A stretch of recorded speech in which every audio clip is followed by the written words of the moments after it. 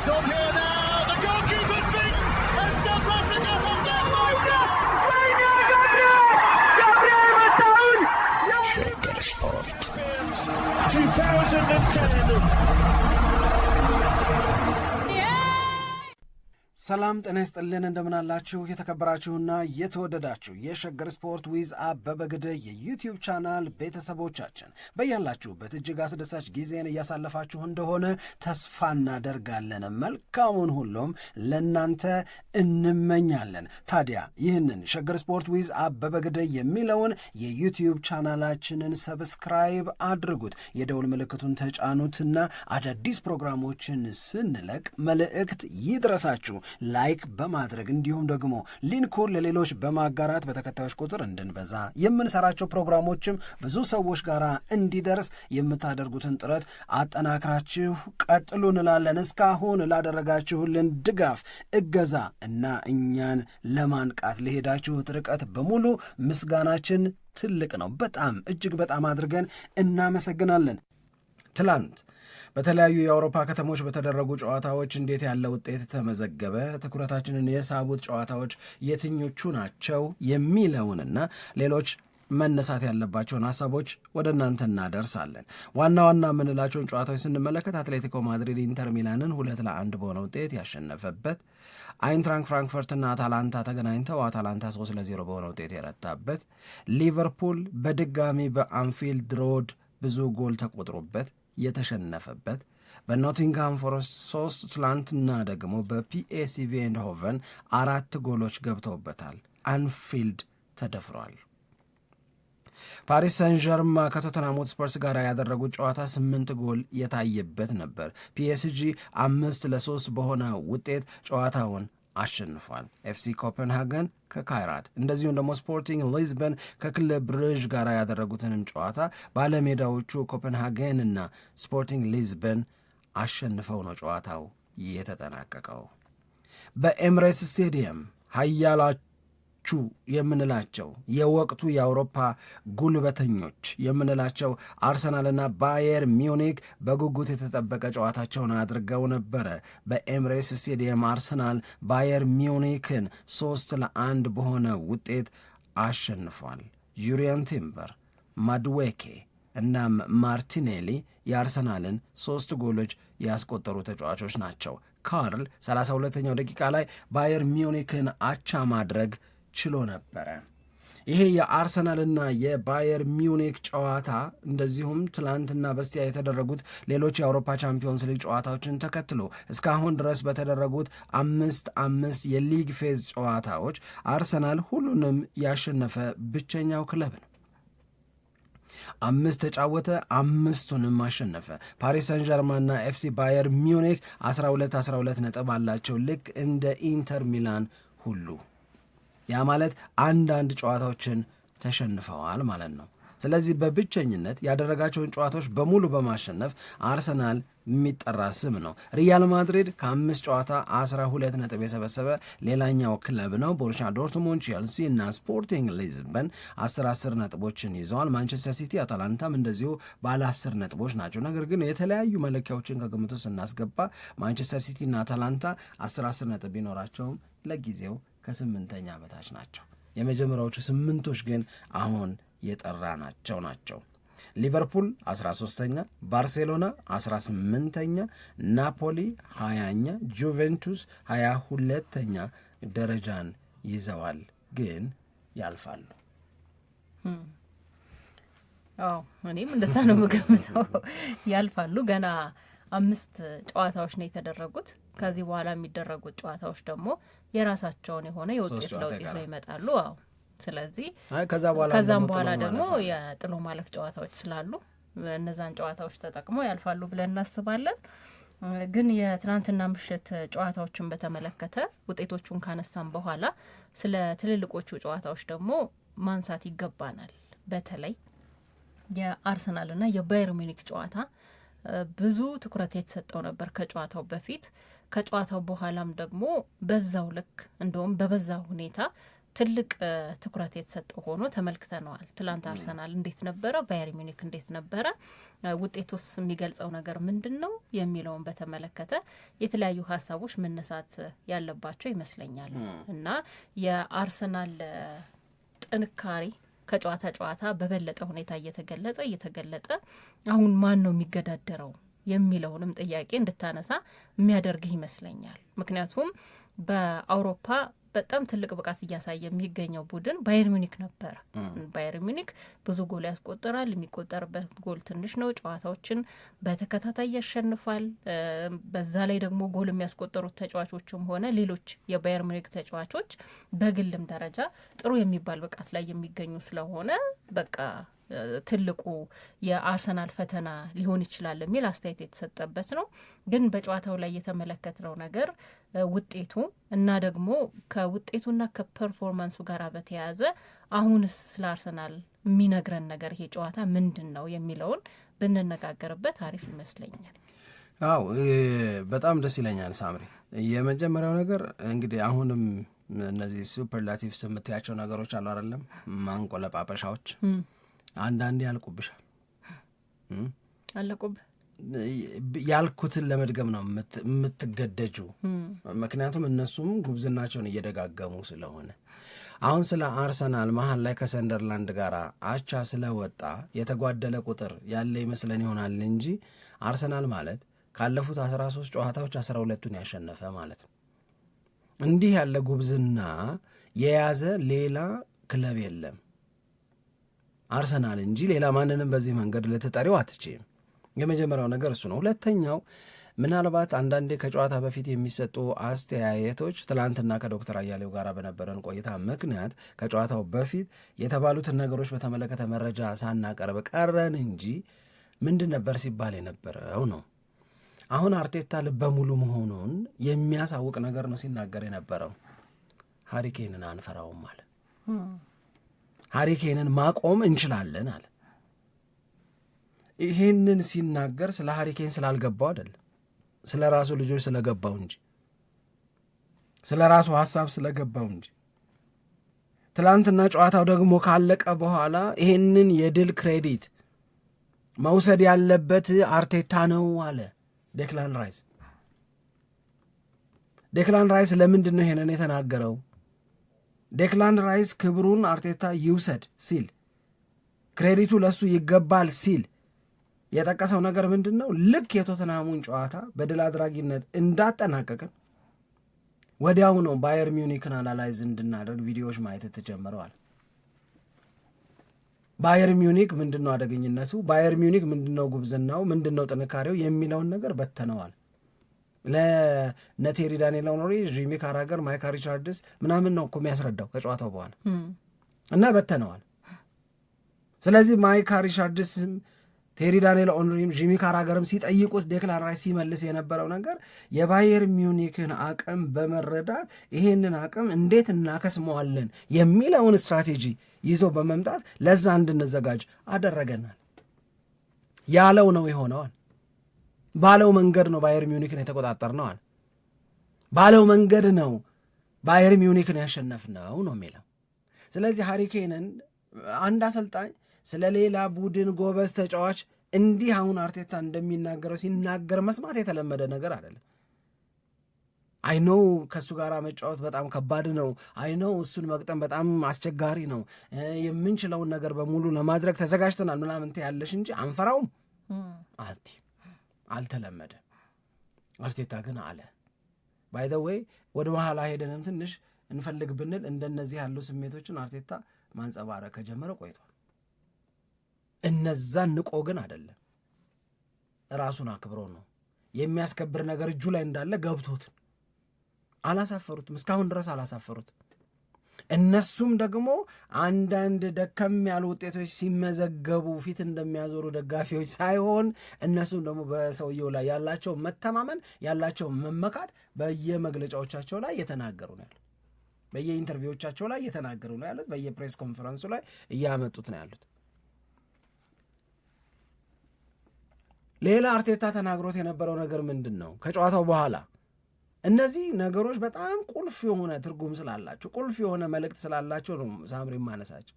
ምን አለ የአውሮፓ የወቅቱ ምርጥ ቡድን ባየር ሚዩኒክ ነው ብሎ የሚጠቅሰው።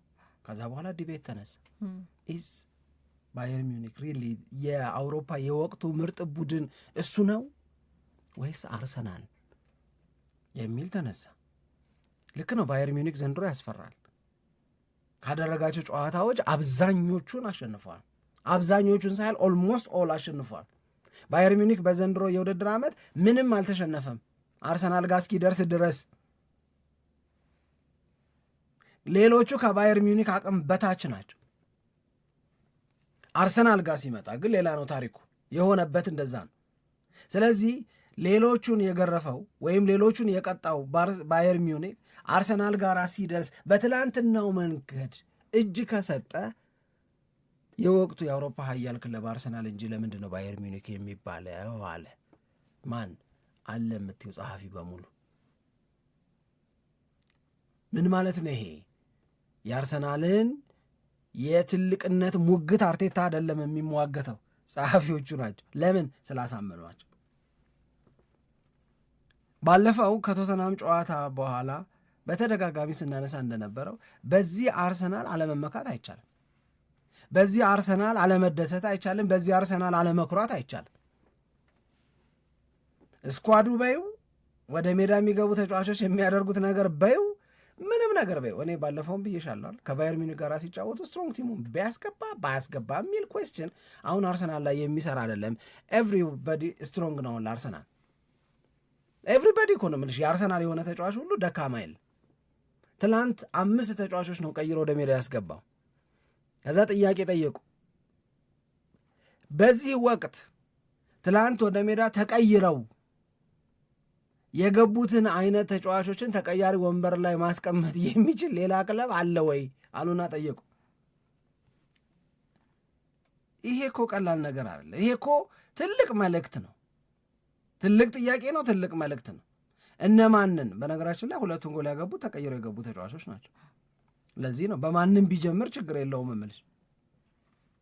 ትላንትናም በነበረው ጨዋታ ላይ ማድዌኬ፣ ካላፊዮሪ፣ ማርቲኔሊ፣ ቤን ዋይት፣ ኦዲጋርድ ተቀይረው ገብተዋል የተለያየ ደቂቃ። እነዚህ ይህንን አቅም ቤንች ላይ የሚያስቀምጥ አርሰናል እኮ ተፈጠረ። አርሰናል የውድድር ዓመቱ ከጀመረ በኋላ አይደለም ልክ የሆነው።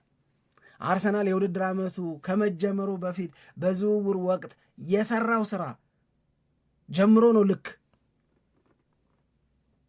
7 ተጫዋቾችን አስፈርሞ 2 ናቸው። ይሄ እኮ ቀላል ትርጉም አይደለም ያለው ሳምሪ።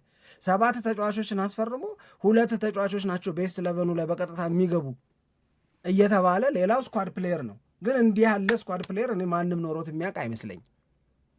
ሞስኩዌራን ነው፣ ማድዌኬን ነው፣ ኢዜን ነው ስኳድ ፕሌየር እያልን የምንጠራው እኮ ሂንካፔን ነው።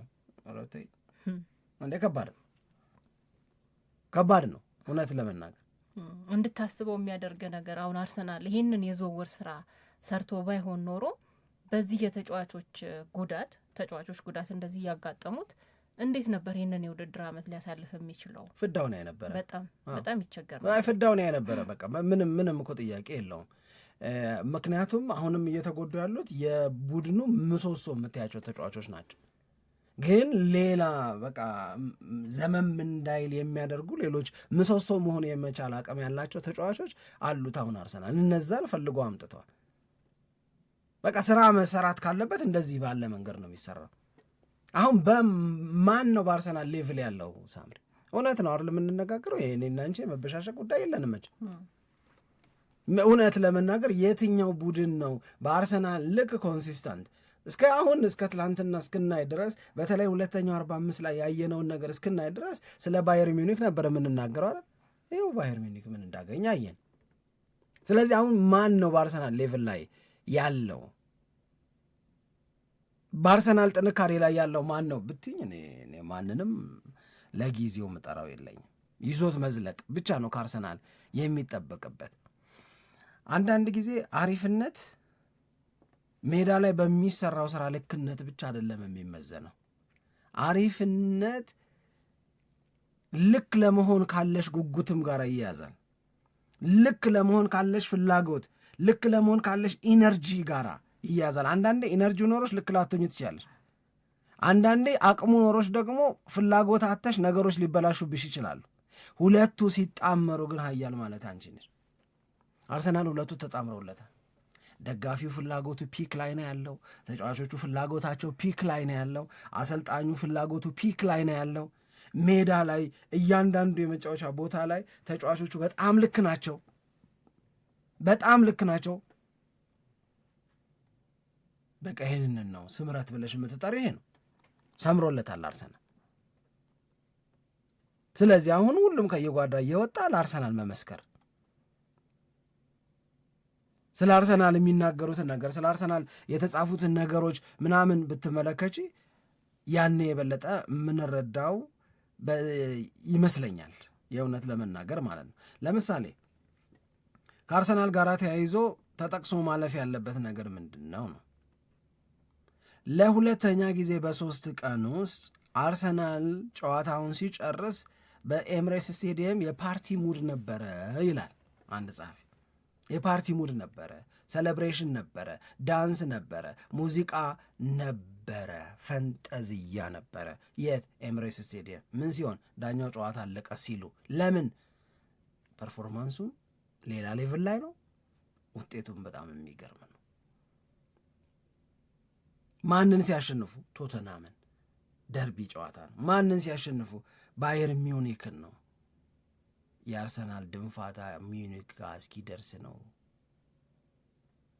የተባለበት እኮ ጨዋታ ነው። አሁን ግን ገልብጠን መናገር ግዴታችን ነው። የባየር ሚዩኒክ ድንፋታ ነው አርሰናል ጋር እስኪደርስ። ባየር ሚዩኒክ ነው ለአርሰናል እጅ የሰጠው ትላንትና፣ ወይም አርሰናል ነው ከባየር ሚዩኒክ አቅም በላይ መሆኑን ያሳየው ትላንት። ስለዚህ ምን ይላል? ፓርቲ ነበረ፣ ዳንስ ነበረ ለተከታታይ ጊዜ ይላል። በፕሪሚየር ሊጉ አርሰናል መሪነቱን የበለጠ አስተማማኝ እያደረገ ነው ያለው። በአውሮፓ ቻምፒዮንስ ሊግም አርሰናል ያደረጋቸውን ጨዋታዎች በሙሉ ተጋጣሚዎቹ ማንም ይሆኑ ማን አትሌቲኮ ማድሪድን ሲያሸንፍ ያው ያለ ነገሩ አይነት ነገር ነበር። ከዛ ሚዩኒክ ለምን ድል ስለሆነ ሚዩኒክን ነው ማሸነፍ። ስለዚህ በአውሮፓ ቻምፒዮንስ ሊግ ወደ ቀጣዩ ምዕራፍ ለማለፍ የሚያስችለውን አስተማማኝ ስራ እየሰራ ያለ ቡድን ማለት ነው አርሰናል ማለት። ከ13 ጨዋታ 12 ማሸነፍ በሁሉም የውድድር አይነቶች። እዚህ ውስጥ ነው እንግዲህ እነ ባየር ሚዩኒክ አሉ የምንለው። ስለዚህ አርቴታ እና አርሰናል በዚህ ወቅት በአውሮፓ ምርጥ የሚባለው ቡድን በእጃቸው ላይ ነው የሚገኘው። ስለዚህ ይህንን መመስከር ግዴታችን ነው ይላል የቪንሴንት ኮምፓኒ። ባየር ሚዩኒክ ተረኛው ለአርሰናል እጅ ሰጪ ቡድን ሆኗል ተባለ። አስተውላችሁት ከሆነ አላቅም ይልና ደግሞ ሌላኛው ጸሐፊ ስለ አርሰናል ሲመሰክር አርሰናል ላይ አቃቂር ማውጣት ጀምረን ነበረ። አቃቂሩ ምንድነው? አርሰናል ጠንካራ ነው ሲከላከል፣ አርሰናል ጠንካራ ነው መሃሉ፣ አርሰናል የቆሙ ኳሶችን መጠቀም ላይ አሪፍ ነው፣ ግን የቆሙ ኳሶችን መጠቀም ላይ ዲፔንደንት ነው ምናምን ይባል ነበር አይደል? እሺ አሁንስ ምን ትይዋለሽ? አሁን ቀላቀለው። ከቆሙ ኳሶችም አገባ፣ ከክፍት የጨዋታ እንቅስቃሴም ጎል አገባ።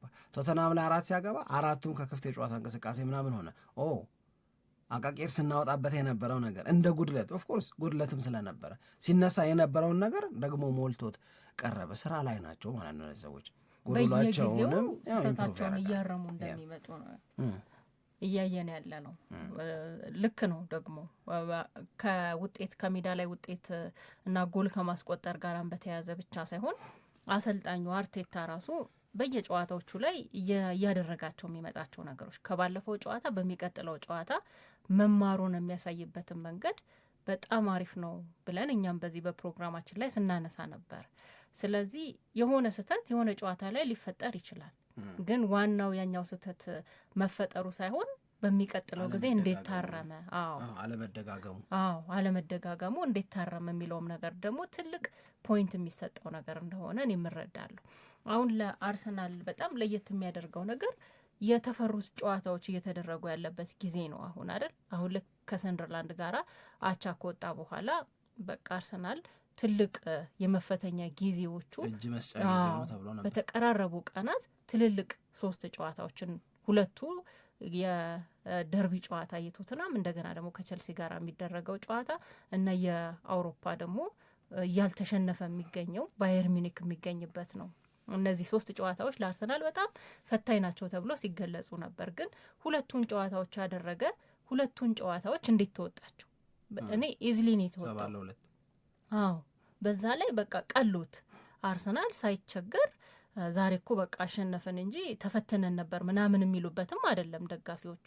በደንብ በቃ ፐርፎርም አድርጎ ቶተንሃም የሰንደርላንድን ያህል ሞግቶታል እንደ አርሰናል? ኧረ በፍጹም አይደለም። እንደዛ አይደለም። አዎ ባየር ሚኒክም አርሰናልን አልፈተንም። አርሰናል በሚፈልገው መንገድ ነው ጨዋታውን አድርጎ ያሸነፈው እና ከባድ የሚባሉትን ጨዋታዎች የተወጣበት መንገድ ራሱ በጣም የሚያስገርም ነው። አሁን ከቸልሲ ጋራ ነው ጨዋታውን የሚያደርገው። አንድ መነሳት አለበት ብዬ የማስበው ነገር ትናንትና ከትናንት ወዲያ ቸልሲና ባርሴሎና ማክሰኞ ማታ አይደል ያደረጉት ጨዋታቸውን። ያኔ ጨዋታቸውን ሲያደርጉ ለአርሰናል ትልቅ ስጋት መሆኑን ቸልሲ ያሳየ የሚል ነገር ነበር ሲነሳ የነበረው። በእርግጥም የቸልሲ ፐርፎርማንስ እንደዛ የሚያስብል ነው። አርሰናል በቀላሉ የሚወጣው ጨዋታ ነው ብለህ እንድታስብ የሚያደርግ አይደለም። ግን አሁንስ ደግሞ ቸልሲስ መፍራት የለበትም ወይ? በግልባጩ አብሮ ማሰብ አይገባም ወይ ነው? ወይንስ መጀመሪያውኑ የአርሰናል የበላይነት ቀድሞ ስለታየ ስለተረጋገጠ አርሰናል ይፈተናል የሚለው ሀሳብ ተሰጠ የሚለውንም አብሮ ማንሳት የሚገባ ይመስለኛል። መጀመሪያ ቅድም እያነሳው የነበረውን ነጥብ ለመጨረስ ያህል የመጀመሪያው ነጥብ አርሰናል ከቆሙ ኳሶች ጎል በማግኘት ላይ ጥገኛ ነው የሚል ነገር ነበር። አሁን ከቆሙ ኳሶችም ጎል ማግኘቱን ቀጥሏል። ከክፍት የጨዋታ እንቅስቃሴዎችም ጎል ያስቆጥራል። አሁን ትላንትናም እንደዚሁ በፈጣን መልሶ ማጥቃትም ጎል ማስቆጠር እንደሚችል አሳይተዋል። ስለዚህ ባለ ብዙ መልክ የማጥቃት አቅም እየያዘ የሚቀጥል ከሆነ አንስቶፐብል ሆኖ ነው የሚቀጥለው። የሚያቆመው በቀላሉ አይገኝም ነው። ስለዚህ አሁን የጎል ሶርሶቹ የተለያዩ እየሆኑ መጡ። አንድ ነገር ላይ የተንጠለጠለ ተብሎ የማይገለጽበት ደረጃ ላይ ይመጣል። ግን ለዛ ያው ትንሽ ታግሰን መደጋገሙን ማየት ይኖርብናል ነው። ቼልሲ ከባርሴሎና ጋር ባደረጉት ጨዋታ ቼልሲ ያሳየው እንቅስቃሴ ለአርሰናል ስጋት ሆነ የሚል ነገር ተነስቷል። አርሰናልንስ ትላንት ካየው በኋላ ቼልሲ አይሰጋም ወይ የሚል አይደል ያነሳሽው? ራስሽ መልሰሽዋላ። መጀመሪያ ማለት ምንድን ነው መሰለሽ የአርሰናል ነገር ኖውን ሆኗል። አሁን ገብቶሻል አይደል? የታወቀ ነገር ለሁሉም አስፈሪ እንደሆነ ለሁሉም ነው። አሁን የምንጫወተው ከጠንካራው አርሰናል ከአስቸጋሪው ከምርጡ አርሰናል ጋራ ነው የሚለው ነገር ያው ኦቪየስ ሆኗል እኮ አሁን ለምን ደጋገመው። ግን ቼልሲ በድንገት የሚገርመውን ጉብዝናውን መልሶ አገኝቶታል። አሁን እኔ የምለው ትላንት ያልኩትን ምንድን ነው የምልሽ፣ ለቼልሲ ይሄ የአርሰናልና የቼልሲ ጨዋታ በምርጡ ጊዜ መጣለት። ምክንያቱም በራስ መተማመናቸው አድገዋል። ሜዳ ላይ በጣም ያምራሉ። የተጫዋቾቹ ውጤታማነት ባርሴሎና ላይ 3 ጎል አግብቷል ብቻ ሳይሆን 2 ጎል እኮ ተሽሯል። እንደዚህ ያለው ነገር ስደማመሪው በጣም አሪፍ ጊዜ ነው የመጣው ለቼልሲ። ቼልሲ ካለፉት 7 የፕሪሚየር ሊግ ጨዋታዎች 6ቱን አሸንፈዋል እያልን ነው። እነዚህ ነገሮች አርሰናል እየገጠመ ያለው እየተቸገረ ያለውን ቼልሲን ሳይሆን ጥንካሬውን መልሶ ያገኘውን ውበቱን መልሶ የተቀዳጀውን ቼልሲን ነው የሚገጥመው። ቼልሲ ለአርሰናል በዚህ ወቅት ስጋት ነው። አዎ አርሰናል ስትይ ከውድድር ዓመቱ መጀመር አንስቶ ለአርሰናል ለማንም ስጋት ነበር።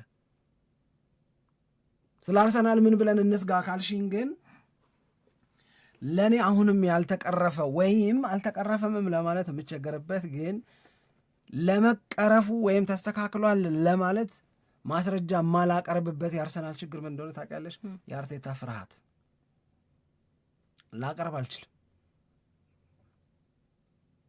እንደ እሁዱ አይነት ጨዋታ ላይ አርቴታ እና አርሰናል እንዴት ይቀርባሉ የሚለውን ማየት ይፈልጋል። ለምሳሌ በእንግሊዝ ፕሪሚየር ሊግ አርሰናል ያደረጋቸውን የትልልቅ ቡድኖቹ ጋር የተደረጉትን ጨዋታዎች ውሰጅ ለቅመሽ። አርሰናል ከዩናይትድ ተበልጧል። አርሰናል ከሊቨርፑል ተሸንፏል። አርሰናል ከማንቸስተር ሲቲ አቻ ወጥቷል። ምንድን ነበር አፕሮቹ ከሲቲ ጋር? ብዙ የተነጋገርንበት ነገር ነው። ምንድን ነበር አፕሮቹ ከሊቨርፑል ጋር? ብዙ የተነጋገርንበት ነው። ምንድን ነበር አፕሮቹ ኢቨን ሰንደርላንድን 2-1 በሆነ ውጤት ሲመራ ውጤት ለማስጠበቅ ብሎ 5ኛ ተከላካይ ያስገባበትን ውሳኔ። አርቴታ ውስጥ ገና ያልረገፉ የፍርሃት የስጋት ስሜቶች አሉ። ይበላሽብኝ ይሆን ብሎ የመስጋት እና በዛ ስጋት ውስጥ ሆኖ የሚወስናቸው ውሳኔዎች የተሳሳቱ ሆነው አይተናል።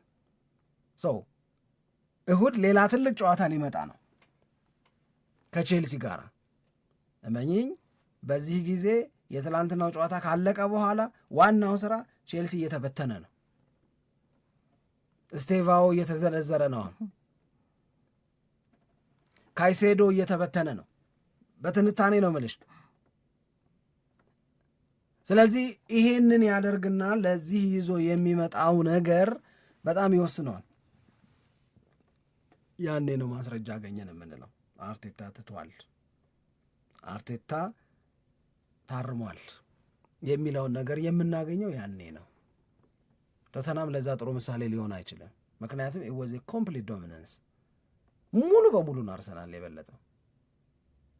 አንዳንድ ጊዜ 20 ምናምን ጨዋታ አድርጎ እነዛን ያደረጋቸውን ጨዋታዎች በሙሉ አሸንፎ የመጣውን ባየር ሚዩኒክ አቬሬጅ ቲም አስመስሎ አላሳየንም ትላል።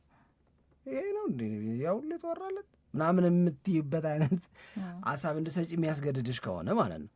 ስለ ቶተንሃም በአርሰናሉ የደርቢ ጨዋታ ላይ በጎ ልትናገር አትች ምንም ነው ምልሽ። አንድ ነገር ፈልገሽ ተናገሪ ከተባልሽ ሪቻርልሰን ያገባት ጎል ብለሽ ነው የምትናገሪው። ሌላ ምንም የምታወሪው ነገር የለም። እኩያነት፣ የደርቢ ስሜት ምናምን የምንላቸው ነገሮች አልነበሩትም በጭራሽ ማለት ነው። ለእኔ እንደዛ ነው የሚገባኝ። ስለዚህ የቼልሲ ጨዋታ ላይ አርሰናል ናቸው ነገሮች ይኖራሉ። ምናልባት የቀረው ብቸኛው ነገር እሱ ሊሆን ይችላል። እሺ፣ ለማንኛውም የትላንትናውን ጨዋታ በተመለከተ እንግዲህ የተለያዩ ሀሳቦችን እያነሳን ነው የምንገኘው።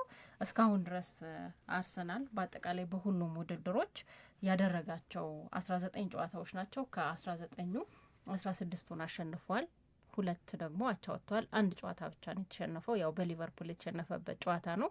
ስለዚህ በጨዋታዎች ላይ ያለው ሂደትም የቁጥር መረጃም ደግሞ በጣም የተለየ እንደሆነ እያየን ነው። በተለይ በዚህ በአውሮፓ ሻምፒየንስ ሊግ የመጀመሪያዎቹን 5 ተከታታይ ጨዋታዎች እስካሁን ድረስ ባለመሸነፍ የቀጠለ ብቸኛው ቡድን ሆኗል። ትላንትና ኢንተር ሚላን ስለተሸነፈ ማለት ነው። እና የመጀመሪያ 5 ተከታታይ የአውሮፓ ሻምፒየንስ ሊግ ጨዋታዎቹን ያሸነፈው ከ2005-2006 የውድድር ዓመት በኋላ ለመጀመሪያ ጊዜ ነው ተብሏል። ይህንን ያደረገው በ2005-2006 የውድድር ዓመት ነበረ። ይሄ የውድድር ዓመት ደግሞ በኮምፒቲሽኑ የዋንጫ ተፋላሚ የነበረበት የውድድር ዓመት ነው አርሰናል ማለት ነው። ስለዚህ ሂደቶቹ በአጠቃላይ ከዋንጫ ጋር በተያያዘ እየተሰፉ ነው። አሁን አስተያየት እየተሰጠባቸው የሚገኘው የእንግሊዝ ፕሪምየር ሊግ ዋንጫን ማንሳት ብቻ ነው ወይንስ ደግሞ የአውሮፓ ሻምፒየንስ ሊግ ዋንጫን የማንሳት አቅም ላይ ነው የሚገኘው አርሰናል የሚለውም አብሮ ተነሳ። ይህን ጥያቄ ከጥቂት ሳምንታት በኋላ ጥቂት ሳምንታት ከኖርን በኋላ ዋይኖት 4 ካላልን ምን አለበኝ? አዎ እንደሚያሳየው ምን አለበኝ? አሁን ቻምፒየንስ ሊግ ፕሪሚየር ሊግ እያለ ነው። ዋይኖት 4ቱንም ዋንጫዎች ለምን አያሸንፍ? አዎ አይ ይሄ በተለይ ደግሞ እስካሁን ድረስ በአውሮፓም በእንግሊዝ ፕሪሚየር ሊግም በአጠቃላይ ስናይ አርሰናል ነው አይደል ኮንሲስተንት የሆነው። ምንም ጥያቄ የለውም። ይህንን ነገር ይዞ የሚቀጥል ከሆነ በነገራችን ላይ ውጤት ብቻ አይደለም፣ ኮንሲስተንስ ፐርፎርማንስ፣ ኮንሲስተንስ ጥንካሬ፣ ኮንሲስተንስ በውጤትም እንደገና በሜንታሊቲም በስፕሪትም ቡድን ውስጥ ባለው ነገር ይሄ በሁሉም ነገር አብሮ እየቀጠለ ስለሆነ በቀጣይ የሚደረጉት የተወሰኑ ጨዋታዎችን ካየም በኋላ ለምን ለተጨማሪ ዋንጫዎች ሳይታጭም የሚለው ሀሳብና ውይይት ሊደረግ ይችላል።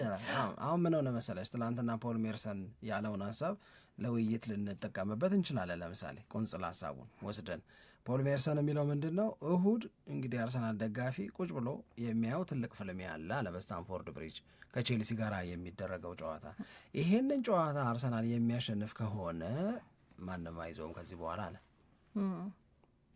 ሸገር ስፖርት ሰኞ ያለውን ነው ገብቶሻል። ምክንያቱም ከቼልሲ ጋር 9 ነጥብ ልዩነት ይፈጠራል። ማን ነው አርሰናልን አሳዶ እንዲይዘው የምትተማመኝበት? የሆነ ሰው መኖር እኮ አለበት። የሆነ ቡድን እኮ መኖር አለበት። ልክ እንደ አርሰናል ሁሉ ጠንካራ፣ ልክ እንደ አርሰናል ሁሉ ኮንሲስተንት መሆን መቻል አለበት። የተለመደ ጉብዝና ላይ ያሉ ክለቦች አሉ። ሲቲ የተለመደ ጉብዝና ላይ ነው፣ የሚደናቀፍ ጉብዝና ማለት ነው። የተለመደ ጉብዝና መደነቃቀፍ ያለው ራሱ ቼልሲ አሁን በጣም ኮንሲስተንት እየሆነ እየመጣ ነው። ይህንን ኮንሲስተንት ሲሆን እሁድ በአርሰናል ጨዋታ ላይ እንደገና መድገም መቻል አለበት። ይሄ ደግሞ በቼልሲና በአርሰናል መካከል ብቻ ሳይሆን በአርሰናልና በማንቸስተር ሲቲ መካከል ያለውን የነጥብ ልዩነትንም ያጠባዋል። ያ ከሆነ ዛት ዲፍረንት ኢኩዌሽን ነው የሚሆነው። ሰኞ ስንመጣ የተለየ ጥያቄ ይዘን ነው የምንመጣው ማለት ነው። ካልሆነ ግን የትኛው ወጥ ብቃት ላይ የሚገኝ ቡድን ነው ለአርሰናል ስጋት የሚሆነው? ኔሙ አንድ ጥሪ አንድ እኮ ነው የምልሽ። ማንንም አትጠሪ። የእውነት ነው። ማንንም ልትጠሪ አትችም። በማንቸስተር ሲቲ ልበ ሙሉ አትኝ። ሳሙኤል ሄዶ እንደ በቀደሙ አይነት ሽንፈት ሊያጋጥመው እንደሚችል ልታይ ትችላለች። እንደዛ አይነት ነገር የማይገጥመው አሁን ይኸውልሽ የአርሰናል ማይንዳቸውም አሁን ይሄ ለራሳቸው የግድ ዘንድሮ ማሸነፍ አለብን ብለው ነግረውታል። ለዛ ነው አግሬሲቭ የሚሆኑት። ለዛ ነው አግሬሽን የሚያምረው እና የተፈቀደው አግሬሽን ኢነርጄቲክ የሚሆኑት። ኢቨንም ደጋፊውን አንተም እንደሚሰራው ሞዛይክ በቃ የሆነ አንድ የተጋባ ነገር አለ። ከ3 ነጥቧ ውጭ ያለን ነገር ያለመቀበል ነገር ነው አሁን አርሰናል ውስጥ ያለው። እገሌ አሳስተዋል፣ እገሌ አሳዶ ይይዘዋል የሚል ጥያቄ በድጋሚ የሚነሳው እሁድ ቼልሲ ካሸነፈው ነው። ሊደረስበት ይችላል የምትይው፣ አለበለዚያ አውት ኦፍ ሳይት ነው የሚሆነው። ግን አሁን በቼልሲ አርሰናል ቢሸነፍ ያለው ሜንታሊቲ የሚዳከም ይመስልሃል? ዝም ብለህ ስታስብ ምንም አልነምን። ይኸውልሽ አሁን ትላንትና ነው ከትላንት ወዲያ ስናነሳ እንደነበረው የአርሰናል ደጋፊዎች ገና ሙሉ በሙሉ ከመጥፎ ትዝታቸው ስላልተላቀቁ ይህንን ወቅት በሚገባቸው መጠን ኢንጆይ እያደረጉት ነው ብዬ አላምንም። እኔ ይፈራሉ፣ ቶሎ በትንሽ ኮሽታ ይደነግጣሉ። እቺ ስሜት ተጫዋቾቹ ጋር ማጠፋም እቺ ስሜት አርቴታም ጋር ላጠፋ ትችላለች። ወደ 3 ቢጠብ እና ማንቸስተር ሲቲ ወደ 4 ነጥብ ልዩነት ቢመለስ ፕሬሸሩን ፊል አያረጉትም ልልሽ አልችልም። እኔ ሴም ቶክን ግን ምንድን ነው የሚሆነው? ቼልሲም ልብ ያገኛል፣ አም ኦልሞስት ዜር ይላል ማለት ነው። ማንቸስተር ሲቲም እንደዛው አይነት ስሜት ውስጥ ይገባል። ዊካን ካች ዘም አይነት ነገር ልንይዛቸው እንችላለን፣ ልናገኛቸው እንችላለን ወደሚለው ነገር ይመጣሉ። እንደ ሊቨርፑል ጥያቄ ይቀይራሉ ብለሽ እንዳታስቢ። ከተጠጉት ሊቨርፑል ጥያቄ ይቀይሯል። ጥያቄው የፕሪሚየር ሊጉን ዋንጫ ደግሞ ማሸነፍ የሚለው ነገር ቀርቷል። የዘንድሮ የውድድር ዓመት የሊቨርፑል ሚሽን ተቀይሯል፣ ተልእኮ ተቀይሯል። አሁን እንደው ሆኖልን በቻምፒዮንስ ሊግ የሚያሳትፍ ውጤት ባመጣ ነው ወደሚል ነው የተቀየረው። አሁን እሱም ከተቻለ ነው የሚል ነገር ነው እየተነሳ ያለ። እየተቀለደበት እኮ ነው ሊቨርፑል ያለው። አምና ያን ያህል ጎበዝ ሆኖ ያን ያህል ተሞካሽቶ እዛ መሞካሸት ላይ 450 ሚሊዮን ፓውንድ እና ከዛ በላይ አውጥቶ ግን አሁን ማንም እየመጣ ያውም አንፊልድ ላይ እየደነሰበት ያለን ቡድን አርሰናልን አሳዶ ስለመያዝ ስሙን ልጠራው አልችልም። ራሳቸውም የሚጠሩት አይመስለኝ። ስለዚህ እሁድ ለአርሰናል በጣም ከባድ፣ ለዛ ይመስለኛል አሁንም ቅድም የጠቀስኳቸውን ሰዎች መጠቅሰው ሄነሪ ሲጠይቀው ነበር እሁድ እያለ አንተና ካይሴዶ እያለ ነው የሚጠይቀው። እሷን ለብቻዋን ፕሮግራም እንሰራባታለን ብዬ ነው እንጂ ካይሴዶን ምናምናል እስኪ እናያለናል። አምነዋል የአርሰናል ተጫዋቾች በራሳቸው። በጣም ጥሩ ነው። ይሄ ደግሞ በጣም ጥሩ ነው። ግን እኔ እመኝኝ ከቼልሲ ትልቅ ፈተና ይጠብቀዋል አርሰናል ከሚዩኒክ ከገጠመው ከቶተናም ከገጠመው በላይ። ግን አርሰናል ሌላ ሌቭል ላይ ነው ያለው። ሌላ ሌቭል ላይ ነው ያለው።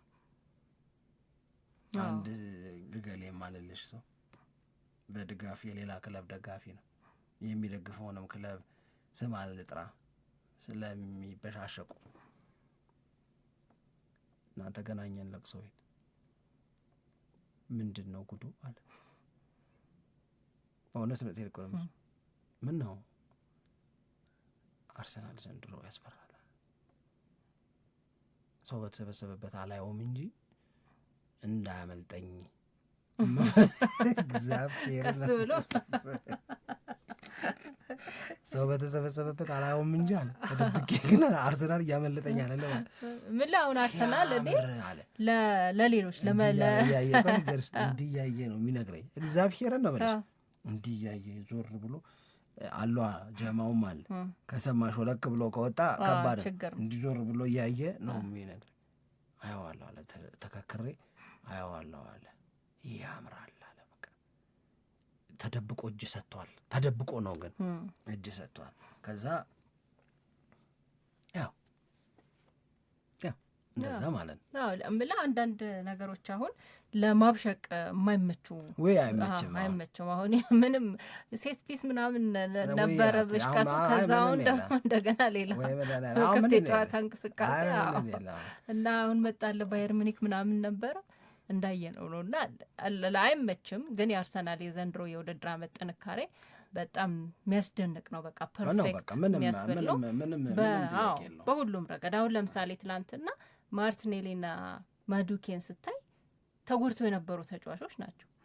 ከጉዳት ተመልሰው የመጀመሪያ ጨዋታቸውን ነው የሚያደርጉት። ግን ጨዋታ ቀያሪ ደግሞ ሆኑ። ምን አልኩሽ ታዲያ በቀደም ሳናይ እኮ ነግሬሻለሁ።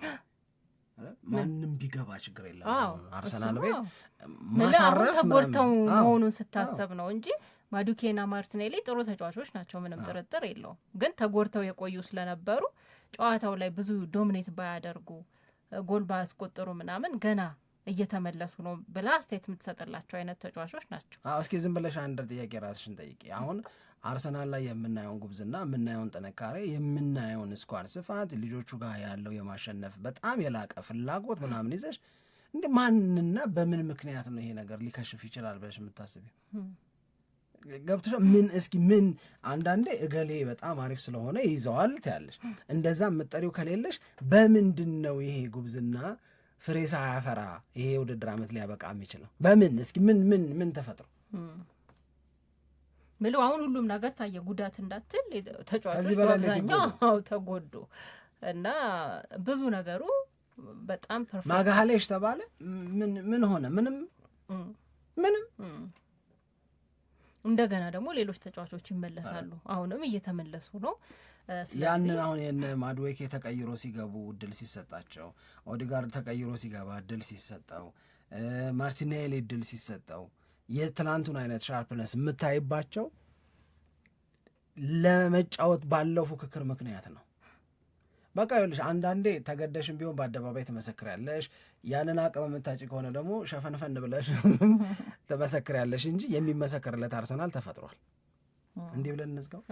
በጣም እናመሰግናለን።